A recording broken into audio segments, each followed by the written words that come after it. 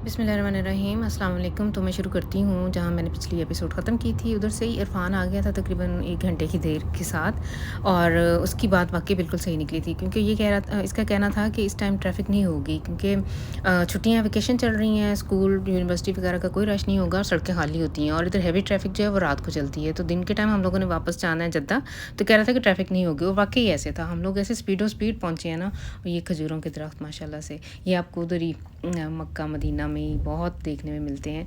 अच्छा जी, हम लोग जा रहे हैं जद्दा एयरपोर्ट की तरफ और हम लोगों ने ना जो टर्मिनल नॉट है उधर ही हम लोगों ने लैंड किया था और टेक ऑफ भी हमारा उधर से, वापसी की भी जो फ़्लाइट है ना वो उधर से ही है। अच्छा, जब हम चले थे मक्का से तो कन्फ्यूजन थी कि अब पता नहीं आया इसी एयरपोर्ट से हम लोगों ने जिधर से आए हैं उधर से ही वापस फ़्लाई करना है या हमें मेन जो टर्मिनल है जो सॉरी जद्दा का जो मेन एयरपोर्ट है ना किंग अब्दुल अज़ीज़ उधर जाना है या नॉर्थ की तरफ जाना है। अच्छा, एयरपोर्ट ये एक ही है लेकिन इसके इन्होंने पार्ट किए हुए हैं। ये जो किंग अब्दुल अज़ीज़ नॉर्थ है, इधर ये जो सस्ती फ़्लाइट है वो उतरती हैं। एक इनका हज टर्मिनल है, वो भी किंग अब्दुल अज़ीज़ के नाम से ही है। उधर हज के दिनों में वो खोलते हैं और उधर हज की फ़्लाइट्स वगैरह उतरती हैं। और ये जो मेन सऊदी जिधर जो मेन एयरपोर्ट है किंग अब्दुल अज़ीज़, उधर ज़्यादातर वैसे सऊदी एयरलाइन ही उतरती है क्योंकि इससे पहले हम लोगों ने 2 दफ़ा ट्रैवल किया है तो सऊदी एयरलाइन से गए हैं और वो उधर ही से ही हम लोगों ने लैंड किया था और उधर ही टेक ऑफ किया था। ये हम लोग आ चुके हैं और मैंने इरफ़ान से कहा था कि वो थोड़ी देर हमारा इंतज़ार करे, मैं जाके पहले वो चेक कर लूँगी मॉनिटर पे कि आया हमारी विज़ एयर की जो फ़्लाइट है वो इसी एयरपोर्ट से है या हमें कहीं और ना जाना पड़े, तो फिर ये ना हो कि हमें बाद में तंगी हो। तो वो एंटर होते ही ना वो मॉनिटर जो लगे हुए थे उस पे मैंने हम लोगों ने चेक कर लिया था और फिर मैंने उसे फ़ोन कर दिया तो वो वापस चला गया। अच्छा, एंटर हुए ही हैं हम लोग तो फ़ौरन ही इनकी ना वो शेल्टर वगैरह खुले हुए थे, हम लोग बोर्डिंग वगैरह फ़ौरन ही करवा सकते थे, कोई इतना ख़ास रश नहीं था। फ़ौरन ही हम जिस आदमी के पास मैं गई थी उसकी हम पहले और आखिरी हम ही थे, उसके पास कोई और गया ही नहीं। उसने फटाफट हमें फ़ारग किया, बोर्डिंग पास बना दिए और हम लोग क्लियर होके तो अब जा रहे हैं अपने गेट की तरफ। तो ये इतना भी छोटा एयरपोर्ट नहीं है ये वाला, लेकिन ये है कि जो मेन एयरपोर्ट है उससे ये थोड़ा छोटा है। अच्छा जी, हम लोगों ने ना अभी सुबह से कुछ नहीं खाया हुआ। बताने का मेरा मकसद, मैं अक्सर इस बात का ज़िक्र करती रहती हूँ, तो वो मकसद सिर्फ यही है कि जब इंसान सफ़र में होता है ना, ताकि इंसान जो कोई प्लान कर रहा है उसके दिमाग में हो, जो मेरी वीडियोस देख रहे हैं जिन्होंने उम्रा पे जाना है, कि ऐसे भी हो जाता है कई दफ़ा कि आपको एक माल साइड जो है 12 या 13 या 14 घंटे के बाद आप लोग, ये नहीं है हमारे ऊपर कोई पाबंदी थी या हम खा नहीं सकते थे या ये वो, लेकिन जब इंसान सफ़र में होता है तो खाने की तरफ एक्स्ट्रा जाना, लेना, खड़े होना, तो यही इबादत की नीयत से गया होना, तो यही होता है कि अब नमाज़ें वगैरह पढ़ लें तो खाना बाद में देखा जाएगा। तो सुबह हम लोगों ने घर में हमारे पास पड़ी हुई थी वो जो croissant थे, वो मैंने लेके गई हुई थी, वो खाया था एक-एक। और यानी इस टाइम जो ये जो हम लोगों ने अलबेक से खाना लिया था ना, तकरीबन कह लें कि 4:30-5 का टाइम था। तो अच्छा, हम लोगों ने ना थोड़ा ज़्यादा लिए थे, बर्गर भी ज़्यादा लिए थे और जो इनकी चिकन की स्टेपचियन थी ना वो भी हम लोगों ने थोड़ी ज़्यादा ली थी। मैंने इधर जर्मनी में लेके आनी थी और हमारा वियना में उस ट्राइश में स्टे भी था, तो वो स्टे भी 9-10 घंटे का स्टे था, तो इसलिए हम लोगों ने बर्गर्स वगैरह थोड़े ज़्यादा ले लिए थे। ये बहुत मज़े के थे, बच्चों को बहुत पसंद आए थे, तो अब हम लोगों ने ना वो खाना भी ऐसे ही अपने इन्हीं बैग में एडजस्ट कर लिया था। अच्छा, ये जो सस्ती फ़्लाइट्स हैं ना, ये भी मैं आपको बताती जाऊँ, मेरा जो फ़ारूक है, जो मेरे साथ हुआ है कि ये एयरपोर्ट की किसी आखिरी नुक्कड़ पे ये लैंड भी करती है। मेन एरिया होता है वो बड़े-बड़ी जो फ्लूज़ शाफ्ट्स हैं उनके लिए मेरे ख्याल विज़िट्स होता है, और ये जो इस तरह की छोटी-छोटी सी ये जो है फ्लूक गज़ेल शाफ्ट्स, उनके लिए इन्होंने एक्स्ट्रा एक पीछे करके कहीं ना जगह बनाई हुई होती है।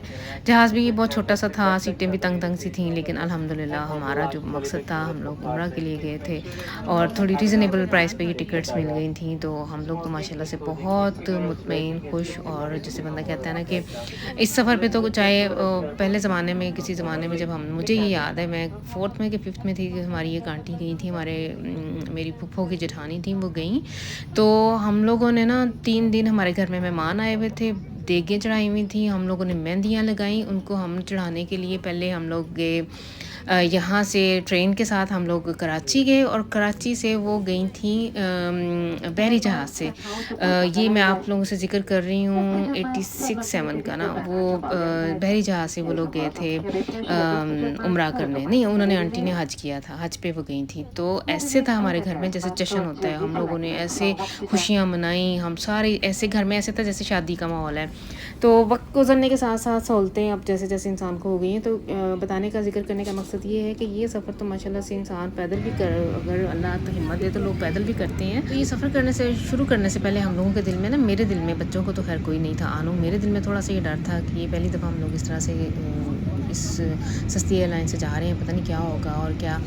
तो बहुत आरामदेह, बहुत ज़बरदस्त सफ़र रहा है। बहुत हम लोगों ने, जैसे कहते हैं ना, कि कोई कमी नहीं महसूस हुई। सिर्फ ये है कि खाना पीना आप लोगों को नहीं अवेलेबल होता, आप लोगों ने अपना खुद से अरेंज करना होता है। पैक वगैरह के भी अगर आप जितना साथ लेके जाएंगे उतनी इनकी प्राइसेस हाई होती जाएंगी। हम लोग तो सिर्फ वही जो टिकट में अवेलेबल था, 3 से 4 किलो जो शोल्डर बैग होता है ना, रुकसाक, हम सिर्फ वही लेके गए थे और कोई हम लोग एक्स्ट्रा के पैक लेके भी नहीं गए थे और लेके भी नहीं आए थे, क्योंकि इस तरह से जैसे जैसे आप ये देते जाते हैं ना, तो फिर इनकी प्राइसेस बहुत हाई होती जाती हैं। अच्छा जी, हम लोग वियना पहुंच चुके हुए हैं उस ट्राइश में, और यहाँ आके हमारा तकरीबन कह लें कि इमिग्रेशन से फ़ारग हो के, तो हम लोग बहुत जल्दी वैसे फ़ारग हो गए थे, रात का टाइम था। और यहाँ आके जो हमें शौक लगा है, क्योंकि हम आए थे माशाल्लाह से मक्का से, रोशनियाँ रात की ऐसे था, रात को भी दिन निकला हुआ होता था। और यहाँ आके खाने पीने की कोई चीज़ जो थी, जितने वो ऑटोमेटिक ही खुले थे, बाकी सारे रेस्टोरेंट, सारे होटल, जो चीज़ें भी थी ना खाने पीने की, कियोस्क वगैरह, हर चीज़ बंद थी। ये रात का टाइम था और कोई एक भी नहीं थे खुला हुआ ना, जो हालांकि ये यूरोप का बहुत कह लें कि बिज़ी सिटी है। अवाटुंग हम लोगों की ये थी कि इधर भी रौनक चहल पहल होगी, दुकानें वगैरह खुली होंगी ये वो, लेकिन कुछ भी नहीं था खुला। हम लोगों ने बस ऐसे, जैसे बंदा कहता है कि वो जो खाना थोड़ा सा अच्छा, शुक्र किया कि हम लोगों ने वैसे कि उधर से साथ ले लिया हुआ था। वो बच्चों को भूख लग गई थी, असद ने, इसने, समी ने और किंजा ने अपना अपना वो बर्गर निकाल के खाया। मैंने इधर बोर्डन के ऊपर ही मेरे पास एक चादर सी थी, वो बिछा के मैंने तो रेस्ट किया। तकरीबन हम लोगों ने ना 10 घंटे ऐसे गुजारे हैं। और अर्ली मॉर्निंग सुबह 9 बजे, हमारी 9:30 बजे की दोबारा फ़्लाइट थी। हम लोग रात आ चुके हुए थे इधर 12 बजे, 12 साढ़े 12 बजे के टाइम पे ना। तो सारी रात फिर हम लोगों ने ऐसे ही इधर गुजारी। और इसके बाद जो नेक्स्ट डे था, जैसे ही टाइम हुआ तो फिर हम लोग जाके, तो इस जो यहाँ से जो हमारी एयरलाइन थी ना, वो थी एयरोविंग्स, और उसकी बोर्डिंग हम लोगों ने ऑनलाइन ही करवाई हुई थी। ऑनलाइन बोर्डिंग करवा के उन्होंने हमारे बोर्डिंग का कार्ड जो थे ना, बोर्डिंग पास, वो इशू किए हुए थे, तो वो स्कैन करके तो आप ऐसे ही गेट्स की तरफ चले गए थे। हम लोगों ने ऐसे ही किया। ये इस टाइम हम लोग गेट्स की तरफ आ गए हुए हैं। इधर से किंजा ने सैफ के लिए 1-2 चीज़ें ख़रीदी हैं।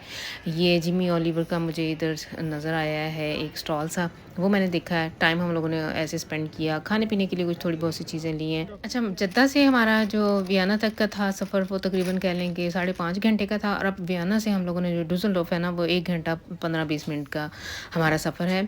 लेकिन ये जो बीच में जो गैप था ना, तकरीबन 10 घंटे का, ये थोड़ा ज़्यादा था। वो हमारे लिए थोड़ा ज़्यादा हो गया, क्योंकि पीछे से भी हम थके हुए आए थे। बहुत भाग भाग के हम लोगों ने, जैसे बंदा कहता है कि रातें जाग जाग के बातें की थी। और वैसे भी इंसानी जिस्म और इंसानी फितरत भी ऐसी है, जैसे इंसान रिलैक्स में आता है ना, तो वो जो थकावट होती है ना, वो फिर सारी आपके ऊपर हावी हो जाती है। तो इधर हम लोग, जैसे वो कहते हैं कि टाइम पास ही नहीं हो रहा था। कभी इधर एक कोने पे खड़े होकर मैं देख रही थी, कभी किसी दूसरे कोने पे खड़े होकर देख रही थी। फ्लुक्स आ रहे थे, जा रहे थे। तो अच्छा जी, मैं ना साथ साथ अब, चूँकि ये मेरे इस सफ़र की ये आखिरी वीडियो है, तो मैं आप लोगों से ये ज़िक्र करती चलूँ कि मुझे बहुत सारे मैसेजेस आए हैं इंस्टा पे भी और ऐसे ही यूट्यूब पे भी, कि आप लोगों ने ये कैसे गए थे उम्रा, खर्चा कितना आया और कैसे बंदा जा सकता है इधर से। तो मैंने तो हर इंडिविजुअल को जहाँ तक पॉसिबल हो सका मैंने उनको जवाब दिया है। लेकिन अगर मैं बताती जाऊँ कि अगर तो आपके पास जर्मन पास है, आपने ऑनलाइन आपने वजारत जो खारजा है उधर आपने अप्लाई करना है। एक्सटीरियर मिनिस्ट्री या औसन मिनिस्ट्रेडियम को, जो सऊदी अरब का है, उधर आपने ऑनलाइन वीज़ा अप्लाई करना है। और 130 यूरो तकरीबन उनकी फ़ीस है। 1 साल का आपको वो वीज़ा इशू कर देते हैं और विदिन आपको कह लें कि 10 से 15 मिनट, ये भी मैं ज़्यादा बता रही हूँ, आपका वीज़ा लग के आ जाता है। फिर आप लोगों ने टिकट लेनी है। टिकट आपको जैसे भी अपनी जेब आपकी जितनी इजाज़त दे, आप उस हिसाब से अपनी टिकट ले सकते हैं। अच्छा जी, वीज़ा इशू करवाने से पहले आपकी होटल रिजर्वेशन वो ज़रूर मांगते हैं। उनकी रिक्वायर्ड उनकी ये होती है कि होटल रिजर्व्ड हो, और बाद में चाहें तो आप वीज़ा लगने के बाद आप चाहें कैंसिल कर सकते हैं और बाद में कोई और होटल देख सकते हैं। फ़र्ज़ करें अगर आपको वो महंगा लग रहा है या सस्ता, जो भी है, मैं वैसे आपको वैसे बाय द वे बता रही हूँ। और टिकट भी आप अपनी मर्ज़ी से, जैसे हम लोगों ने तो ये सस्ती सी टिकट लेके गए थे। और ये जो अगर किसी ने जर्मनी से जाना है ना, तो ये रूट इस टाइम बेस्ट है। मिलानो से जो जद्दा की जो है ना ऑफ़र बहुत अच्छी आती है। यहाँ जर्मनी से किसी भी शहर से, जहाँ से मर्ज़ी आप फ्लाई करके इटली तक पहुँच जाए, मिलान से आगे आप जद्दा आपको बहुत रीज़नेबल टिकट्स मिल जाती हैं। और टिकट्स का प्राइस का डिपेंड करता है सीज़न के ऊपर भी। अगर तो समर वेकेशन है या कोई और वेकेशन है तो फिर आप लोगों को पता ही है कि टिकट्स काफ़ी महंगी मिलती हैं, लेकिन अगर आप आउट ऑफ सीज़न जाएँ तो फिर थोड़ी रीज़नेबल मिल जाती हैं। और उम्रे का ख़र्चा जो है ना, इस बात पे भी डिपेंड करता है कि आप लोग कितने अफराद जा रहे हैं और कितने दिन का आपका स्टे है। फ़र्ज़ करें अगर आप 21-22 दिन के लिए जा रहे हैं तो ज़ाहिर बात है आपने ज़्यादा आपका ख़र्चा आएगा, क्योंकि खाना पीना आपने तो खुद ही अरेंज करना है, होटल आपका खुद अरेंज है। अगर मैं अपना बताऊँ तो हम लोग ऐसे वीज़ा लेते हैं, टिकट लेते हैं, होटल रिज़र्व करवाते हैं और उसके बाद खाना पीना उधर हमारा अपना होता है। होटल का ख़र्चा सारा आपका अपना है। जितने दिन आप ज़्यादा जाएँगे ज़ाहिर बात है आपकी ड्यूरेशन ज़्यादा होगी, आपका ख़र्चा ज़्यादा आएगा। और उम्रा तो वैसे 2 ढाई घंटों में भी हो जाता है। मदीना शरीफ जाना हो तो वो बंदा 1 दिन में भी होके फ़ारग होके आ जाता है। डिपेंड करता है कि इतनी अफरा-तफरी भी नहीं है ज़रूरत, लेकिन ये है कि जब भी बंदा जाए आराम सुकून से जाए। मैं अपना एक्सपीरियंस इसलिए शेयर कर रही हूँ कि हम लोग ज़्यादातर या 5 दिन या 6 दिन के लिए जाते रहे हैं पिछले दिनों, पिछले सालों में। और इस दफ़ा हमारा ज़्यादा था स्टे, 9 डेज़ का हमारा स्टे था। तो उस हिसाब से फिर ख़र्चा भी थोड़ा पिछली दफ़ा की निस्बत ज़्यादा है, लेकिन ये है कि हमारी थोड़ी-सी बचत इस तरह से एयरलाइन की वजह से हो गई। ये सस्ती एयरलाइन थी।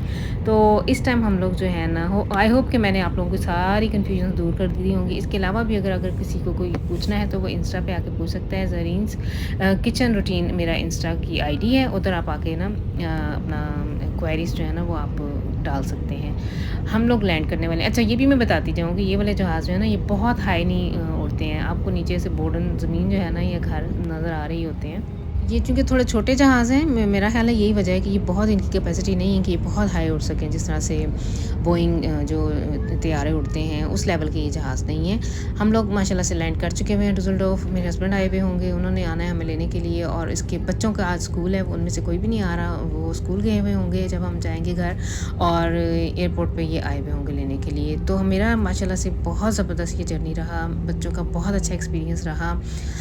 अभी तक भी माशाल्लाह से सभी का यही है कि दिल हमारा, जैसे बंदा कहता है ना, अभी भी उधर ही अटका हुआ है। अभी भी मैं ये जैसे-जैसे वीडियोज़ अपलोड कर रही थी, साथ-साथ में मेरी अपनी मेमोरीज़ सारी ताज़ा होती गई हैं। इंसान की फिर से दिल में ना वो जैसे ख्वाहिश तो पता है हर मुसलमान की हर टाइम ही होती है कि अल्लाह अपने घर बुलाए और इंसान जाए। तो ये है कि ये देख-देख के ना इंसान का दिल और भरता ही नहीं है। दिल यही करता है कि फिर से बुलावा आए और हम फिर से पहुँच जाएँ। तो उधर हम लोग आए थे 47-48 टेम्परेचर से, और इधर आते ही वियना में भी ऐसे ही था, और इधर डुससेल्डोर्फ में भी उतरते हुए बारिश भी हो रही थी, बादल छाए हुए थे, बारिश इतनी और ठंडक थी ना। हम लोगों ने कपड़े वही पहने हुए थे जो उधर के हिसाब के, उधर के मौसम के हिसाब से थे। और इधर आके वैसे ही वो जैसे कहते हैं ना कि ऐसे लग रहा था कि जैसे सर्दियाँ हैं ना।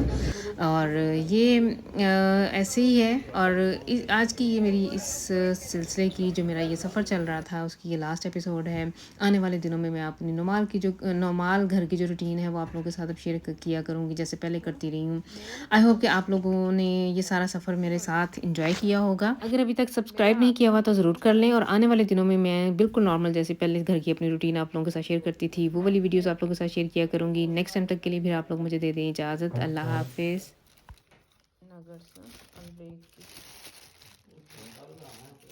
मैंने फ्रीज़र में कर देती हूँ।